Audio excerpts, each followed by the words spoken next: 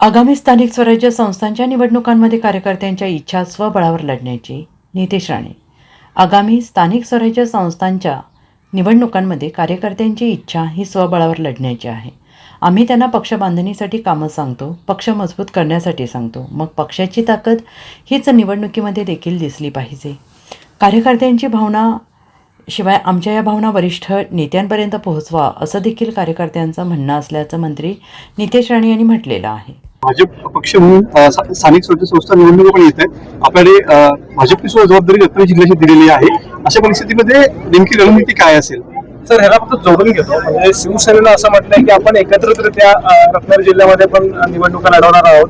भाजपची नेमकी भूमिका काय असणार? बघा, एक समजून घ्या, आमच्या भारतीय जनता पक्षाच्या कार्यकर्त्यांच्या भावना ह्या दृष्टिकोनातून महत्वाची.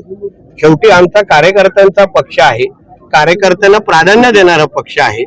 आणि आम्ही ज्या अर्थी आमच्या कार्यकर्त्यांना आम्ही त्यांना बूथ सक्षम करायला सांगतोय, विविध कार्यक्रम घ्यायला सांगतोय, मग ते उलट असेही आम्हाला विचारायला लागलेले आहेत की तुम्ही आम्हाला पक्ष मजबूत करायला लावता, पण आम्हाला नेमकं भारतीय जनता पक्षाची ह्या रत्नागिरीमध्ये ताकद काय हे आम्हाला तुम्हाला सांगण्याची तुम्ही संधीच देत नाही.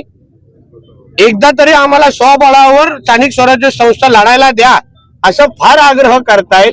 एवढा आग्रह करतायत तर मला सांगितलं, अगर तुम्ही वरिष्ठांना समजवलं नाही तर तुम्हाला रत्नागिरीमध्ये आम्ही बंदी करून टाकू.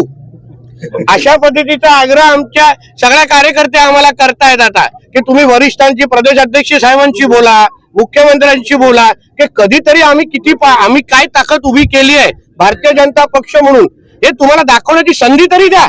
असे सगळ्या आमच्या कार्यकर्त्यांचा प्रचंड दबाव आमच्यावर आहे. आणि म्हणून त्यानुसार ही भावना मी वरिष्ठांपर्यंत पोहोचवणार आहे की कार्यकर्त्यांची इच्छा आहे की आपण स्थानिक स्वराज्य संस्था एकदा तरी आपण स्वबळावर लढलं पाहिजे. कारण का काय होतं, निधी जेव्हा वाटप होतं तेव्हा आता उदाहरण बघा, तिन्ही आमदारांना 20-20 कोटी दिलेले आहे. भारतीय जनता पक्षाचे आमचे खासदार राणे साहेब 5 कोटी दिलेले आहे. अन्य कुठल्याही पदावर कार्यकर्ते नाही. म्हणून ह्या दृष्टिकोनातून तो त्यांचा निर्णय वरिष्ठांपर्यंत पोहोचवणार आहे. Bureau report, SVN Marathi, Ratnagiri.